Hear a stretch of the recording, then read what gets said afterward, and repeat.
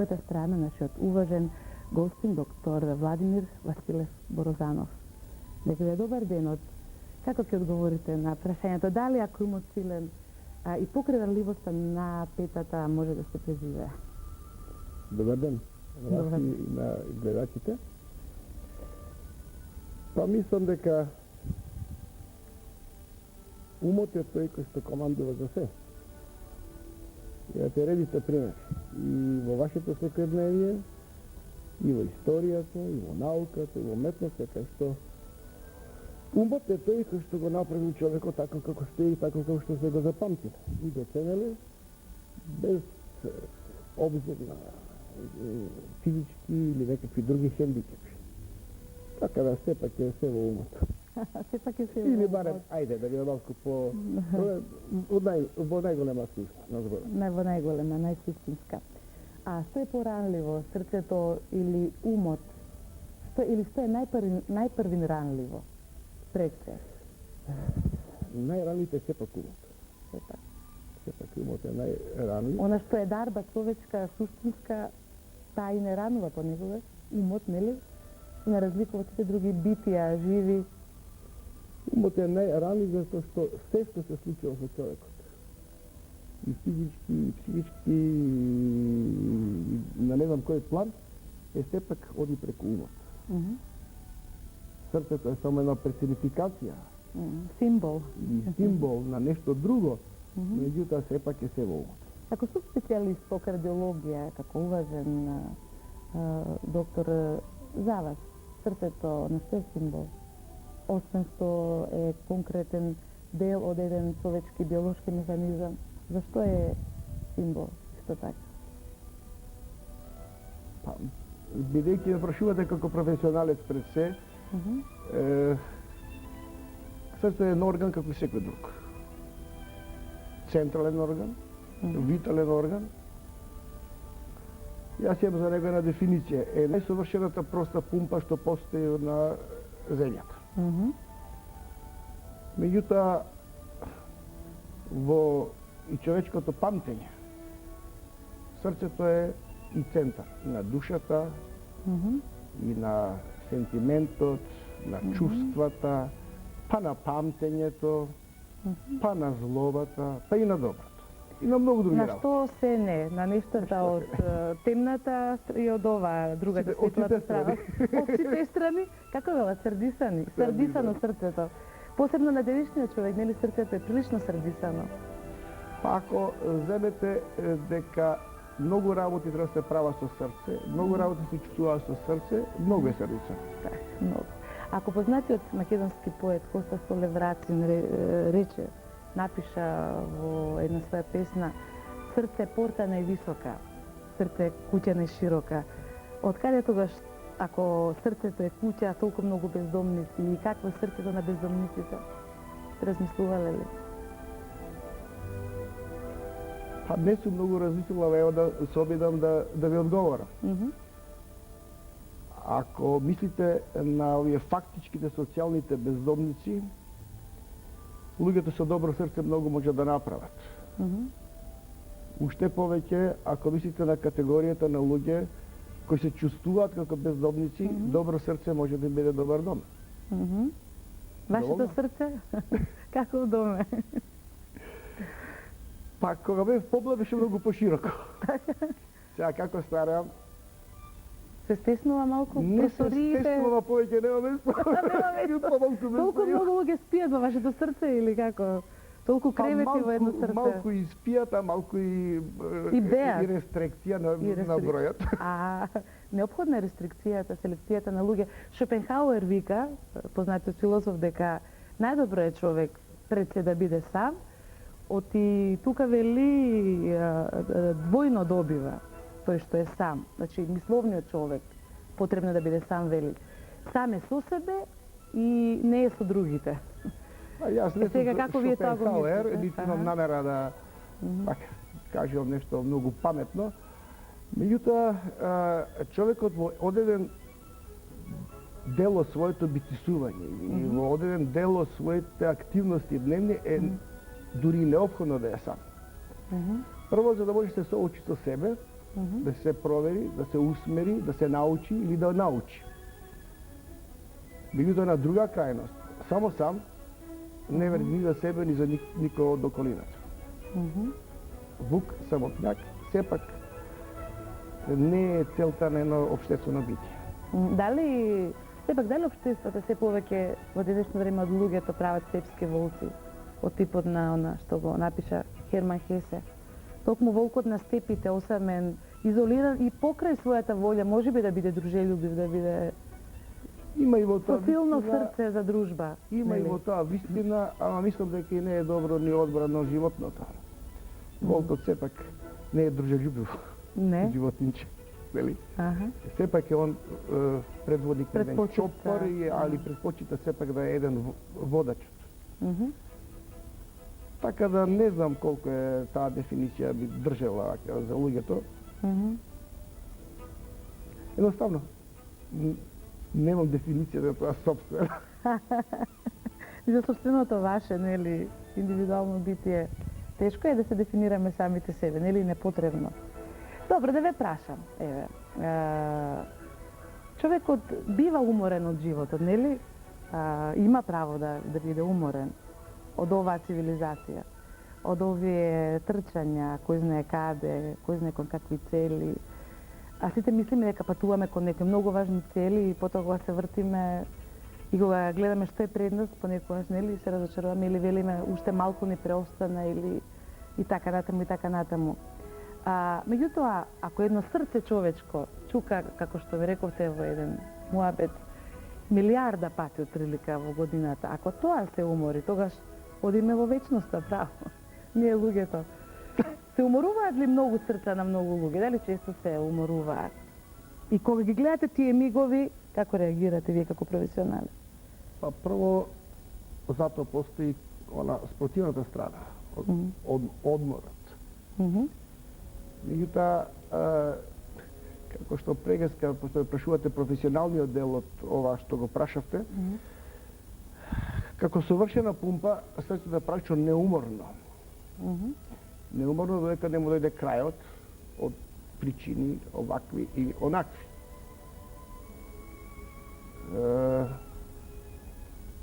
Во таа ситуација лекарот многу нема што да направи. Лекарот може да направи претходно. Да го пациентот советува со своето срце малку и да поработи. Малку да го превоспита. Односно самиот он да се однесува така да му дозволи на срцето покоботна работа и да го поштеди од оние странични работи кои што само дополнително ќе го оптеретат и ќе го скратат векот на траењето. А дефинитивно тоа што ќе се случи, се случи. Дали тоа што ќе се случи кога еден човечки живот пред вашите очи, а во вашите раце, што е ги брои своите последни минути, дали тогаш имате еден особен став кон минливост и ја гледате некако нешто толку страшно, некако некаква баба-рога? Па во таквите... Туку како демистифицирана работа или? Па во таквите моменти надвладува рутината, професионализмот, знаењето, вештината, искуството и во тие моменти неблагопријатно да се оптоварува јас или било кој колега кој што во тој моментот таа работа ја спроведува, се оптоварува со овакви прашања.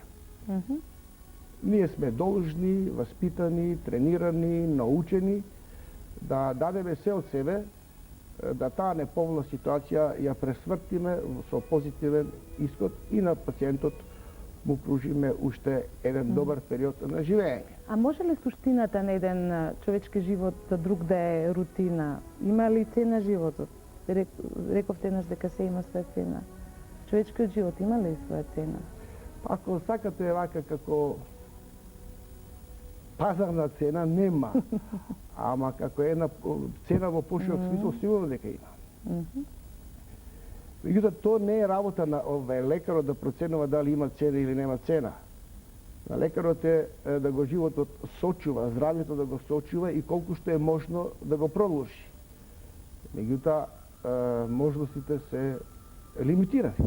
Така, тоа е, можностите лимитирани е знак за една човечка судбина или човечка немок, или можеби некојаш немок и на самиот лекар или грешка. Во вашиот случај? Знаете, има неколку можности. Имате ситуации кога и на вистина она што може да направите е толку колку што може да направите, понекогаш однапред знаете дека битката ќе изгубите, меѓутоа и натаму го правите тоа што треба да го направите, без озира на исходот. Во други ситуации и тоа и доаѓа до израз и квалитетот на секој поедин лекар, да во тој тест на време, борба, да ги на време најде правите решение и да бар во таа ситуација победи. Некогаш и после завршувањето на целата таа приказка, без обзир дали исходот бил поволен или неповолен, понекогаш се замислувам и се прашувам самиот себе, дали сум направил доволно, дали сум можел повеќе, дали сум реагирал на време. Понекогаш сум од она што го направил задоволен, понекогаш делумно, понекогаш не сум задоволен.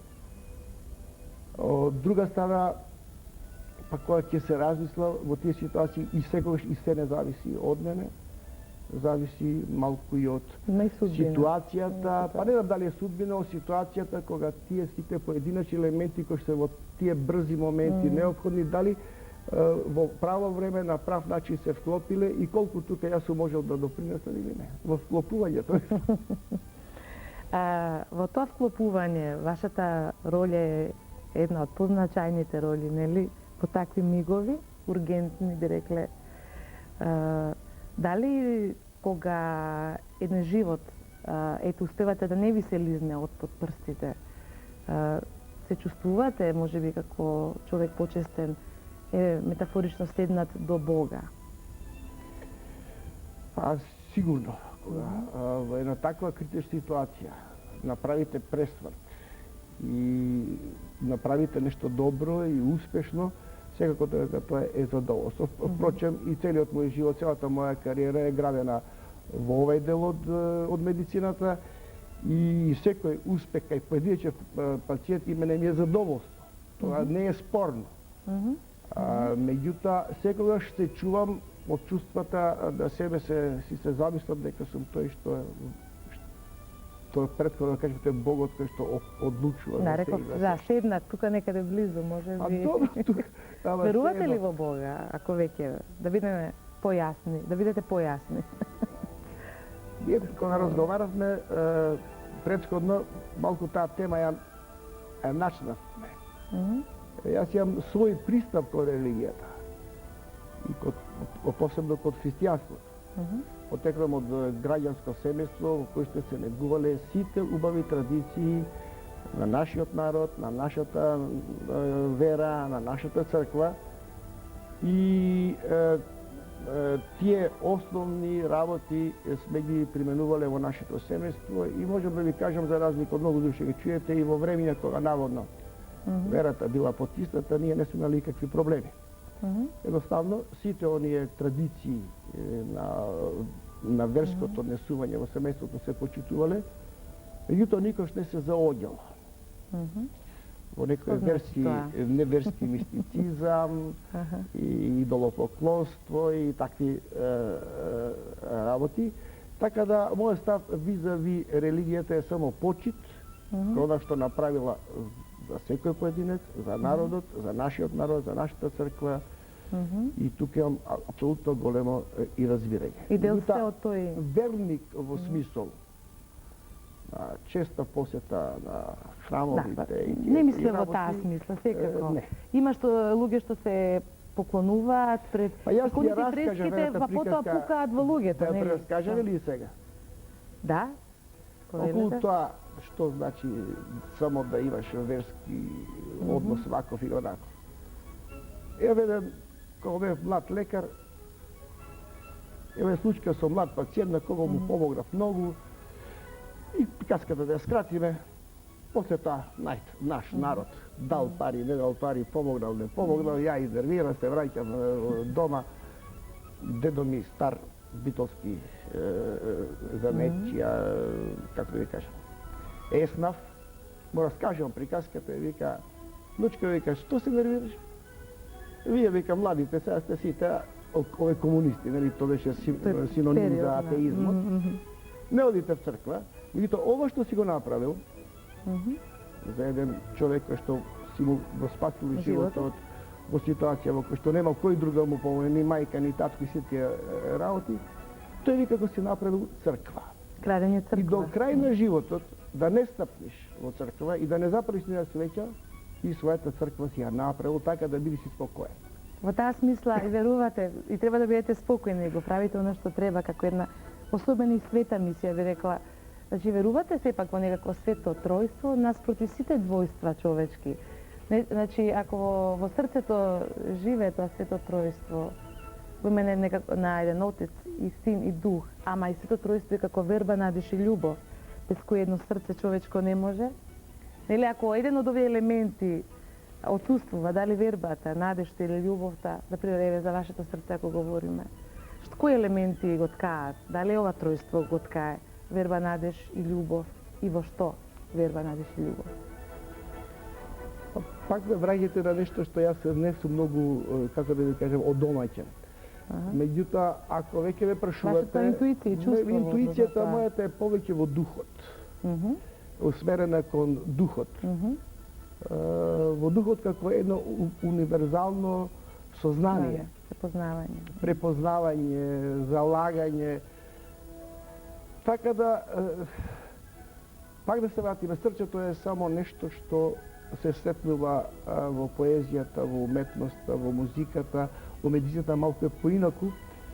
И секако дека се што работите и се што правите треба да е прво со дух, со знаење, со една концентрација, со извежбаност, па дури потоа доаѓа сите други работи. Како вие, не мора да е дефинирано, ама да е описно, соопштено го, духот го согледувате?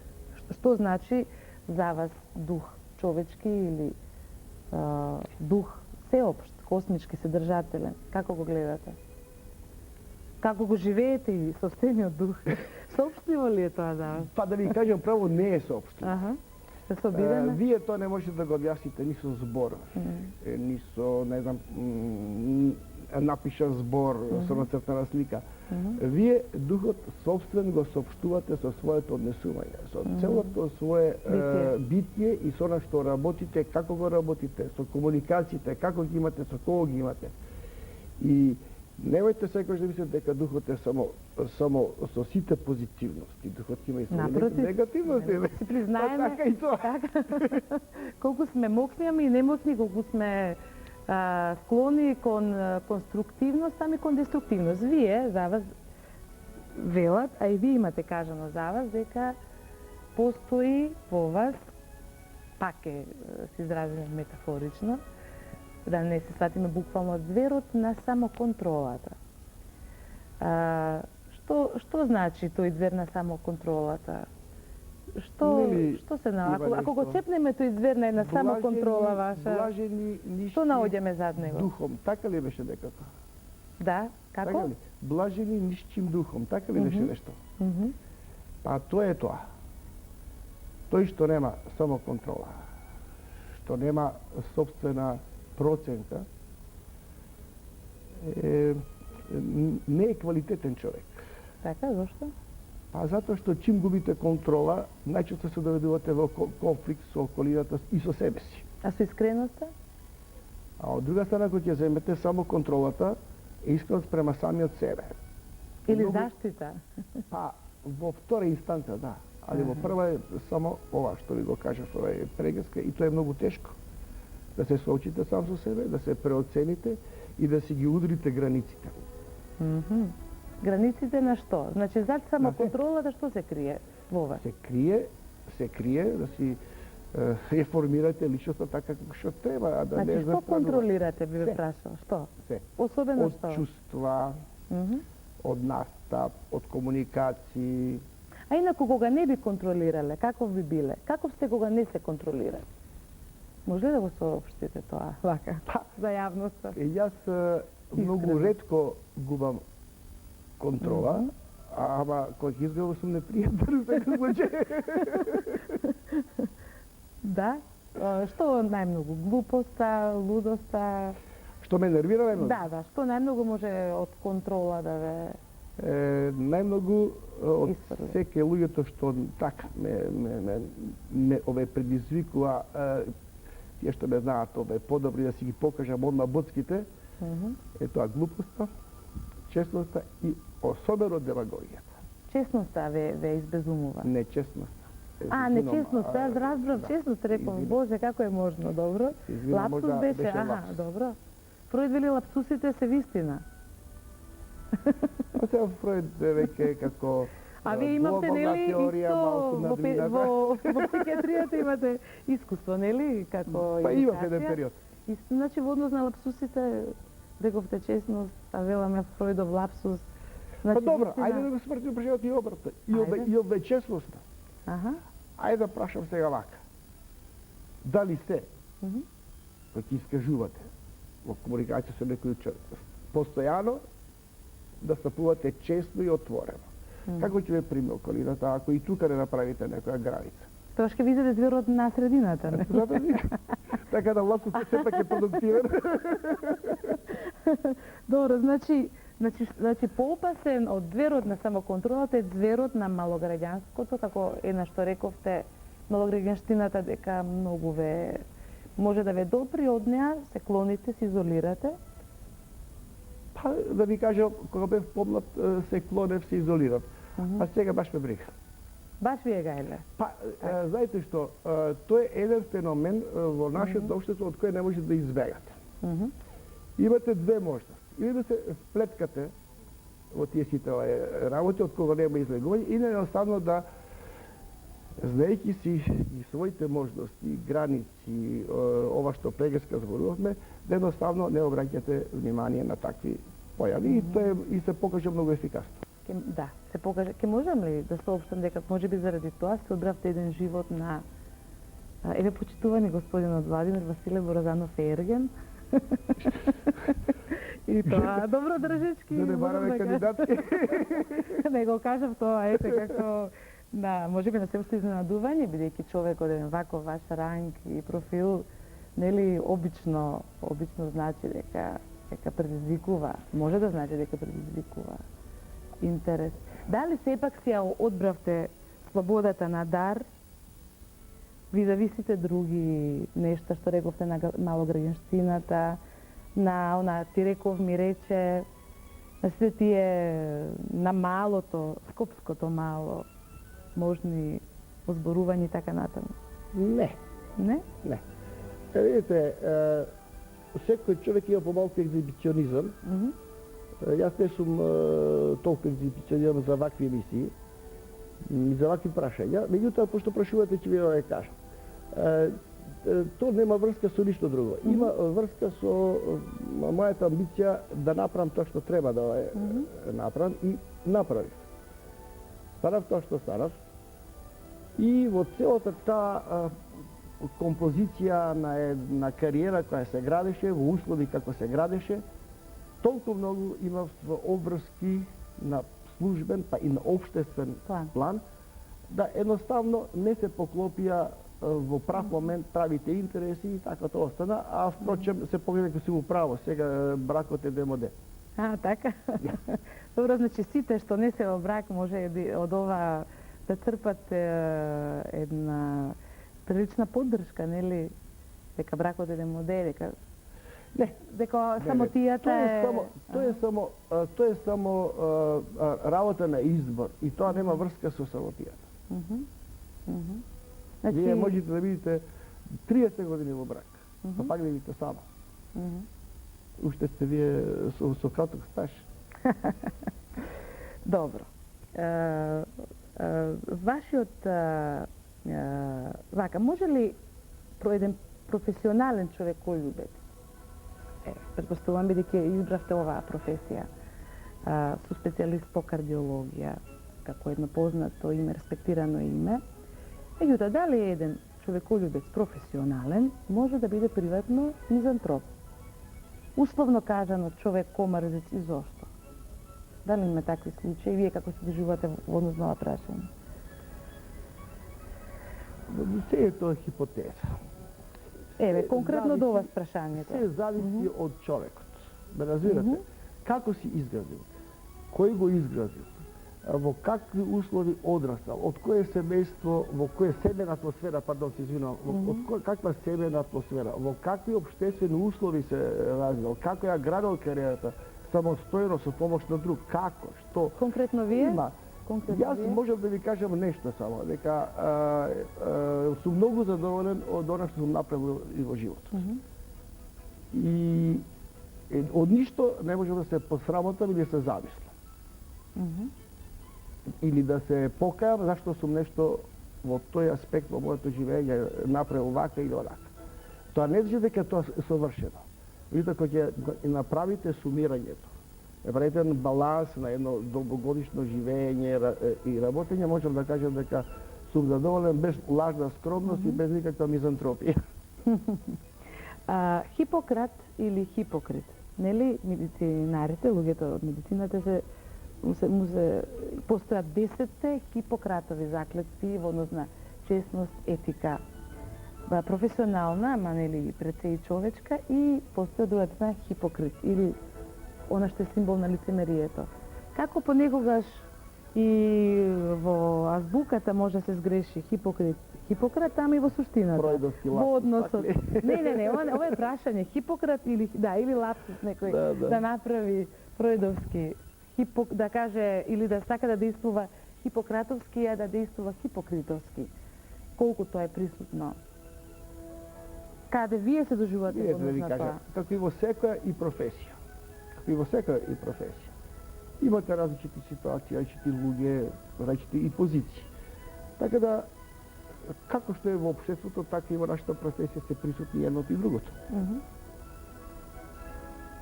Да ви кажам, вака, поштено и просто, па понекош и мала доза на хипокризија во денешницата не е на одмет.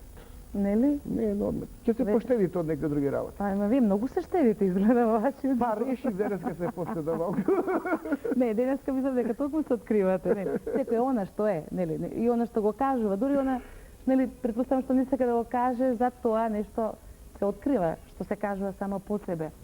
Ме интересира, ако, еве, повторно одиме кон тие, барем кон оние прашања без кои, ете, може би јас не можам. Ако мирливо сте гледате катеден пред вашите очи, како човек на едно такво место, тогаш секако животот и смртта, ако се две страни на една улица, конкретно вашиот случај, колку слепи улици имаат?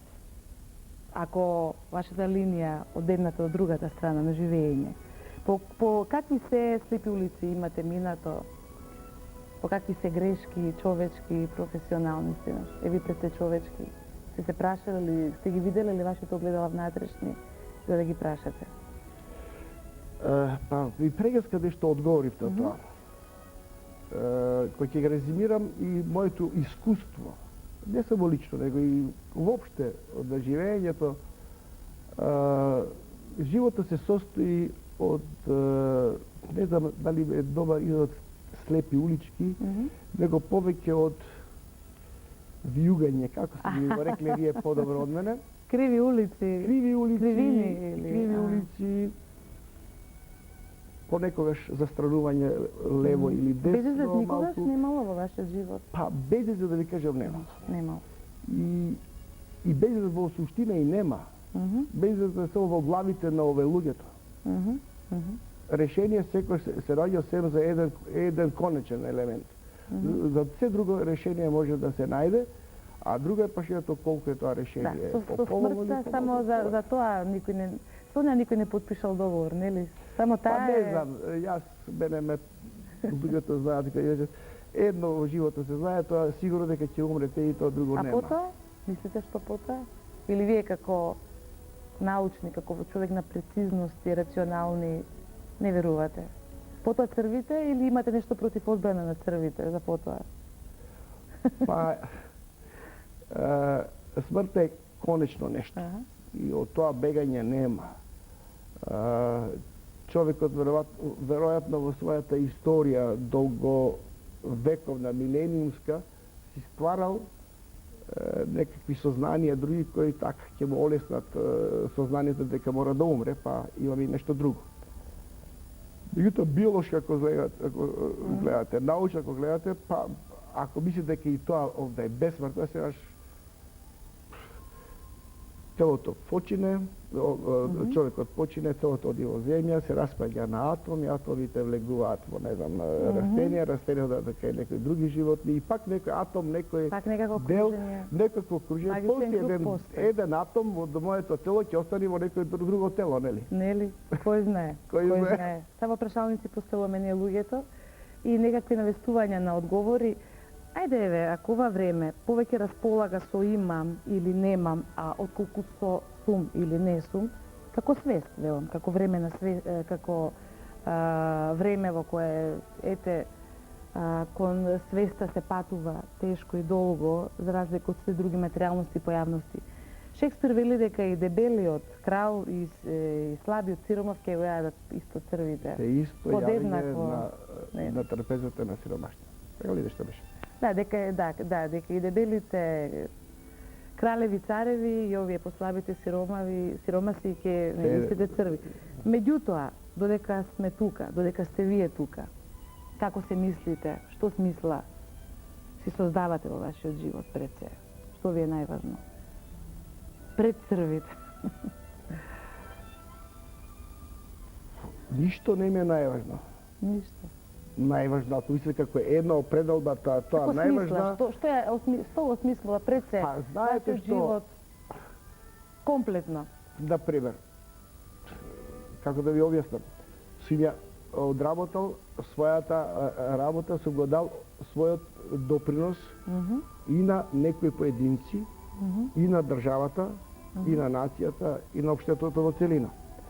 Сум градел од почеток до крај, сум градел. Сум градел македонската кардиолога. Не јас, со многу други луѓе, али сум дал јас свој допринос, кој ќе го проценат останатите и понатам. Меѓутоа, се што сум овој направил, јас сум лично задоволен од тоа што сум го направил.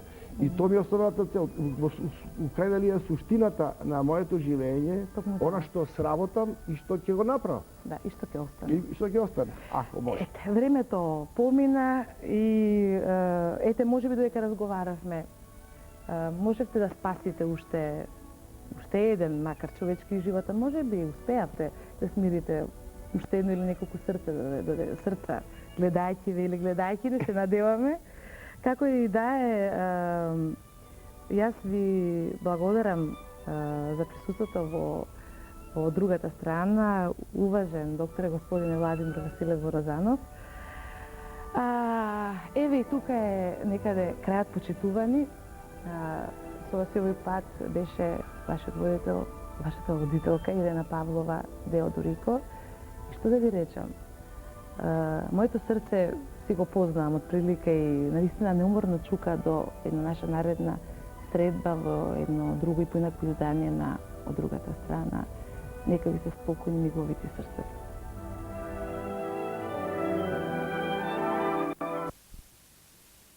Која